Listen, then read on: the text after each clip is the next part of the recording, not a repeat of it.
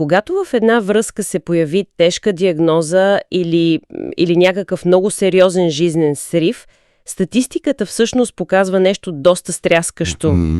Вероятността от раздяла скача просто драстично. Абсолютно. Данните са много категорични за това. И най-логичното, може би първосигнално обяснение би било, че тежестта на самата болест пречупва хората. Че просто грижите са твърде много, нали така? Да, това е стандартното предположение. Но материалите, които събрахме за днешния дълбочинен анализ, навлизат в една много по-неудобна територия. Те показват, че в голям брой от случаите причината за срива на отношенията изобщо не се крие в самия болен човек. Нито пък в тежестта на медицинските грижи, което е много интересно. Точно така, нито в грижите. Всъщност документите и психологическите анализи, които ще разгледаме днес, фокусират вниманието върху един много специфичен и често премълчаван феномен. Става дума за динамиката в отношенията, когато жената загуби своята жизненост, младост или здраве. И по-специално реакцията на мъжа в тези критични моменти. Което е вау. Това е тема, която много лесно може да се плъзне по повърхността на взаимните обвинения. Със сигурност. Но източниците ни предлагат нещо много по-ценно. Предлагат един безпристрастен поглед към механизмите зад това поведение. Да, и тук е много важно да зададем тона на този разговор. Защото за всички, които ни слушат, мисията ни днес категорично не е да раздаваме морални присъди. Абсолютно. Най-лесното нещо на света е да се прочете една история за изоставяне, да се посочи с пръст и да се заклейми виновника. Да, това е най-лесната реакция. Но това не помага на никого да разбере реалността. В смисъл, ние сме тук, за да разберем защо се случват тези неща. Ще се опитаме да надникнем зад фасадата на това дистанциране. Да разплетем нишките. Точно. Свободните нишки на възпитанието, на крехкото его, на екзистенциалния страх и в крайна сметка да разберем какво е истинската любов. Защото разбирането на мотивите за дано действие не означава, че го оправдаваме. По-скоро осветляваме онези дълбоки психологически механизми, които често работят напълно подсъзнателно. Човешката психика е устроена така, че да се защитава от болката по начини, които понякога изглеждат жестоки отстрани. Но отвътре са просто оцеляване. Точно така, емоционално оцеляване или просто пълна липса на инструменти за справяне с реалността. Темата е едновременно тежка, но и изключително отрезвяваща. Наистина ни кара да преосмислим самата дефиниция за партньорство. Добре, нека разплетем това от самото начало. Да започнем оттам. Според източника ни, критичният момент настъпва тогава, когато нуждата да получаваш във връзката трябва внезапно, буквално без предупреждение, да бъде заменена с нуждата да даваш. Това е ключово. Преходът от така наречената консуматорска любов към безусловната грижа. Консуматорска любов, това звучи толкова сурово. Сурово е, да. Но източникът ясно дефинира един много болезнен парадокс тук. Истинският проблем при тези раздели не е, че любовта е изчезнала заради болестта. А какъв е? Проблемът е, че тя може би никога не е съществувала към самата жена като цялостно, уязвимо човешко същество. Привързаността е била насочена изцяло към нейната роля. Искаш да кажеш ролята на идеалния партньор. Нещо като високо квалифициран личен асистент в живота. Да, нещо такова. Който освен всичко друго трябва да изглежда безупречно, винаги да се усмихва и да създава уют. До голяма степен е точно това. Ролята на красивата, жизнената жена, която организира комфорта и, което е абсолютно ключово за психологията на тази динамика, жената, която се възхищава. Това с възхищението. Да. Когато тази роля стане невъзможна за изпълнение поради физическо изтощение, болка или някакъв психически срив, самата основа на връзката просто се срутва. Илюзията приключва. Илюзията приключва напълно. Това е изключително интересно и докато четох, ме накара да се замисля за една аналогия. В смисъл, не прилича ли този тип връзка на това да обожаваш една изключително красива, луксозна къща? Как така? Наслаждаваш се на светлината през големите прозорци, на топлината на камината, на прекрасната градина. Всичко е перфектно. Да, звучи чудесно. Но в момента, в който поклива внезапно протече и мазилката започне да пада, Ти просто си събираш багажа и си тръгваш в рамките на дни. Защото не искаш да я поправяш. Точно. Защото истината е, че ти никога не си искал да бъдеш строител. Никога не си имал намерение да държиш инструменти или да бъдеш човека по поддръжката. Абсолютно. Искал си да бъдеш просто един привилегирован гост, който се възползва от лукса, докато го има. Тази аналогия с къщата е много точна. Наистина улавя механизма. Защото гостът, колкото и да се възхищава на имота, не носи вътрешна отговорност към основите на тази сграда. Нали? Той просто е там на гости. Той плаща с присъствието си, докато условията го удовлетворяват. И ако надградим тази мисъл през призмата на психологическия текст, виждаме още един слой. Кой е той? Източникът подчертава, че в подобни случаи привързаността е много силно обвързана с отражението на собствения аз в очите на партньора. Аха, това пак е свързано с възхищението. Точно. Когато състоянието се промени, мъжът губи нещо критично важно за собствената си идентичност. Усещането за собствената си стойност. Разбирам. Тоест, все едно огледалото се е счупило. Буквално. Той вече не може да види себе си като онзи силния, успешен и непобедим главен герой в нейната история, просто защото тя е твърде уморена или болна, за да поддържа тази илюзия за него. Да. Очите, които до вчера са излъчвали обожание, днес може би излъчват просто нужда от помощ. Което променя всичко. Това е същността на срива. Отражението вече не храни егото. И тук стигаме до един много деликатен момент, подробно анализиран в материалите. Има хора, които не могат да понесат да не бъдат център на внимание.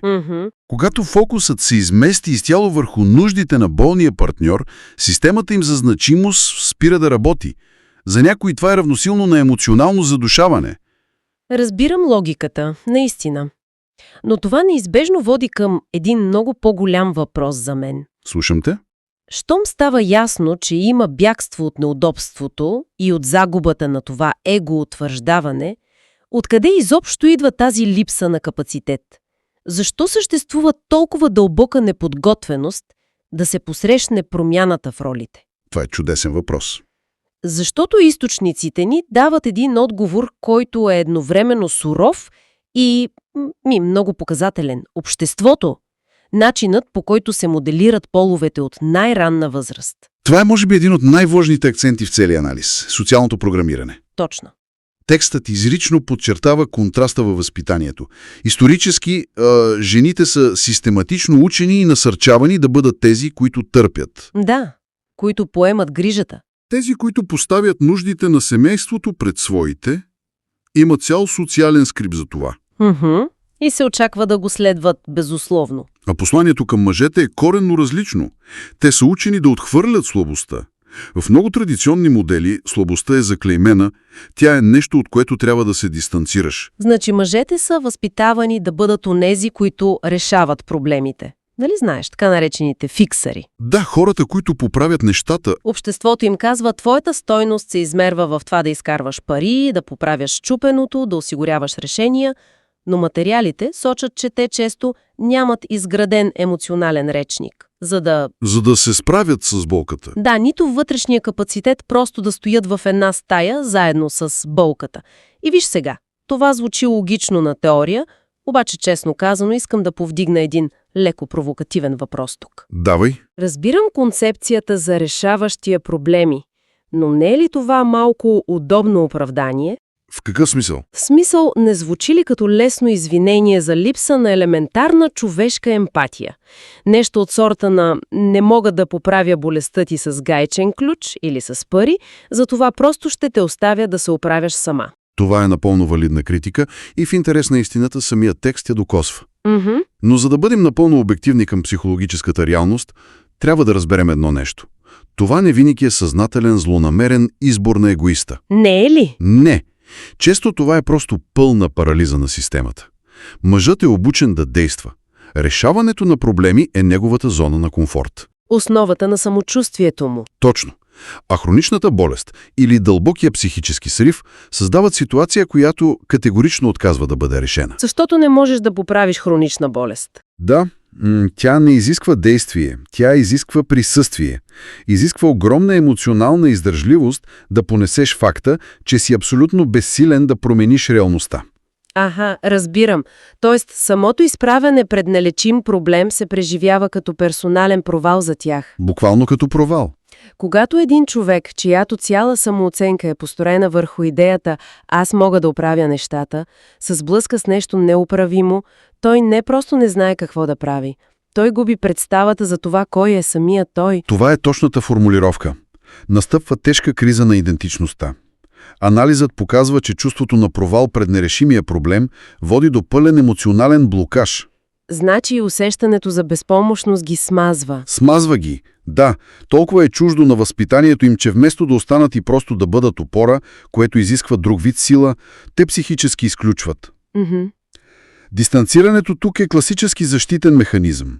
Много деструктивен, но защитен. Защитен механизъм срещу собствената им некомпетентност в сферата на емоциите. Точно така. Те се отдръпват физически или психически, за да не се налага всеки ден да усещат колко са безсилни всъщност. И това обяснява едно друго наблюдение в източника. Защо статистически жените остават до болни партньори много по-често? Защото жената има готов социален сценарий за ролята на болногледач. Да, и крепител на емоционалния баланс. Докато мъжът е оставен на напълно непозната територия, без карта и без компас. И липсата на сценарий просто предизвиква паника. Абсолютно. Но ако искаме наистина да стигнем до дъното на този феномен, трябва да признаем нещо друго. Възпитанието и нараненото его са само по-плитките слоеве. Има и още по-дълбоко. Да. Под всичко това се крие един много по-древен, много по-първичен ужас, който промяната в състоянието на партньора отключва. О, да. Тук стигаме до един от най-силните моменти в материалите, които четохме. Според изследванията, болестта и остаряването на партньора предизвикват хаос, защото действат като едно безмилостно огледало. Кристално ясно огледало. Когато човек види как половинката му губи жизнените си сили, той не вижда просто чуждата болка. А какво вижда? Той вижда неизбежната реалност на собствената си бъдеща старост. Вижда собствената си смъртност и човешка крехкост. Направо настрахвавам. Това вече е полето на екзистенциалния страх. Текстът описва много прецизно как стареенето или увяхването на партньора действа като катализатор. Това е като една камбана, която започва да бие директно в хола им, напомняйки неумолимо, че времето минава. Че тялото е преходно. Което е ужасяващо за някои. За психика, която избягва тежките истини, това е непоносимо напомнене. Която присъствието на този човек носи. Човек се опитва да избяга от собствената си смъртност, която неочаквано се е материализирала пред очите му. Точно така. Това не е бягство от конкретната личност, това е паническо бягство от призрака на собствения край. Уау! И ако свържем този първичен страх с цялостната картина, става много по-ясно защо често се наблюдава една много специфична реакция в такива кризи. Каква реакция? Източниците посочват, че не е рядкост след такова отдръпване да започне паническо търсене на нова, значително по-млада партньорка. О, да. И тук е момента да отбележим парадокса. Нали обикновено в поп-културата свързваме мъжката криза на средната възраст с нещо леко комично. С купуването на червена спортна кола. Точно. Внезапното желание е да си купиш ярко червена кола, да си смениш прическата. Смеем се на това, нали? Приемаме го като безобидно клише за справяне с стреса. Да, но в контекста на нашия разговор виждаме как същата тази паника от остаряването придобива едни, много потъмни и разрушителни измерения. Разликата е огромна. Търсенето на по-млад човек в този контекст не е просто преследване на разнообразие.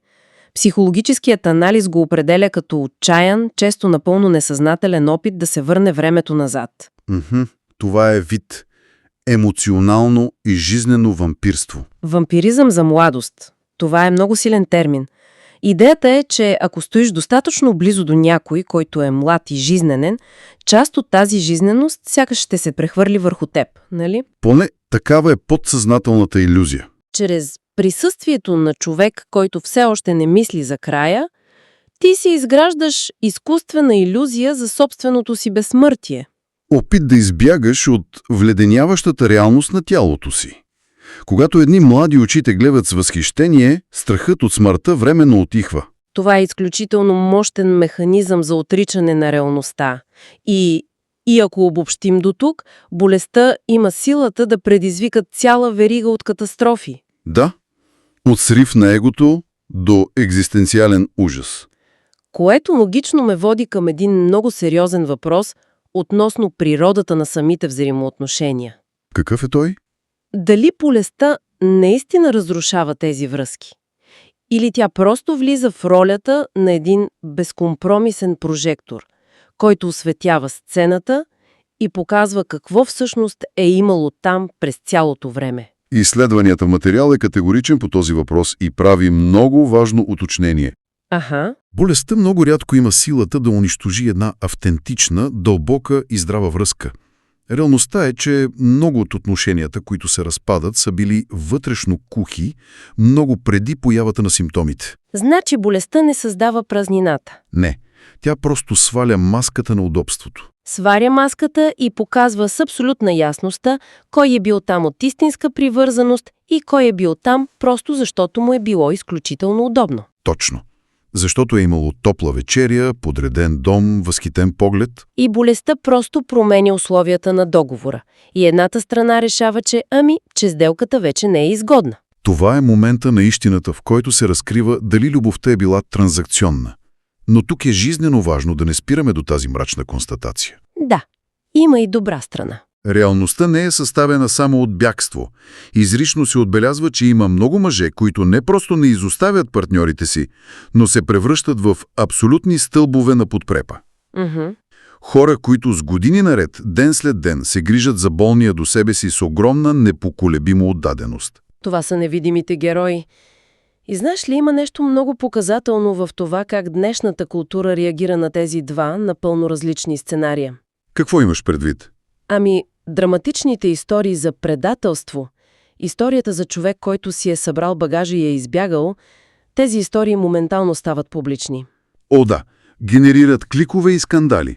Хората ги обсъждат с възмущение, съдят шумно, но историите за онази тиха, дългогодишна отдаденост остават напълно невидими. Сценарият, в който някой става в 3 сутринта, за да подаде чаша вода, това просто не генерира новини. Защото спокойната истинска добродетел никога не е сензационна. Тя е тиха, постоянна и не търси публика. И точно тук психологическият анализ достига до своята кулминация. Истинската любов изобщо не се крие в споделените слънчеви ваканции. Тя често започва едва там, където изчезнат младостта, удобството и онзи лесен образ за живота. Значи любовта започва, когато свърши удобството. Едва тогава, когато всички повърхностни блага отпаднат, остава само човекът, в най-чистия и уязвим вид. Това е изключително мощна и преобръщаща концепция. Означава ли това, че докато всичко е наред, партньорите в много случаи са просто участници в един взаимно изгоден проект? Това е големият риск. Кризите са абсолютният лакмус за автентичността. Способността да останеш там, където остава само човекът, е висша форма на осъзнатост и зрялост. Това е дълбок духовен избор. И така, ако трябва да съберем всички нишки от днешния наистина задълбочен анализ, картината изглежда последният начин. Тръгнахме от концепцията за любовта към ролята, илюзията, че обичаш някого, когато всъщност просто се наслаждаваш на комфорта. Преминахме през капаните на обществото, което учи хората да оценяват себе си единствено като решаващи проблеми, оставяйки ги безпомощни пред лицето на емоционалната болка. След това надникнахме в механизмите на екзистенциалния страх. Видяхме как бягството често е паническа реакция срещу собственото остаряване. За да стигнем до финалното прозрение, че кризите просто свалят маските. Те показват безпощадно ясно къде е имало удобство и къде се крие истинската отдаденост. Абсолютно. И точно тази мисъл ни води към финала на нашето пътуване днес. Бих искала да оставя всички, които ни слушат, с една концепция, която поставя под въпрос всичко, което приемаме за даденост. Да чуем. Щом, както стана ясно от анализа днес, истинската любов може да бъде доказана и може да започне едва там, където безвъзвратно изчезнат младостта, лекотата и идеалния образ. Това повдига един доста стряскащ за света. Ако една двойка има изключителния късмет никога да не премине през сериозна, разтърсваща житейска криза, да кажем, живеят само в здраве и успехи. Точно така. Възможно ли е тези хора да прекарат десетилетия заедно, може би дори целия си живот, без изобщо да разберат дали някога са изпитали истинска безусловна любов. Вау! Или просто са имали щастието да се наслаждават на едно безкрайно, взаимно изгодно и приятно удобство. В смисъл, ако всичко върви по план и кокривът на къщата никога не протече, човек може ли някога да бъде напълно сигурен, че партньорът му нямаше да си събере багажа при първата истинска буря?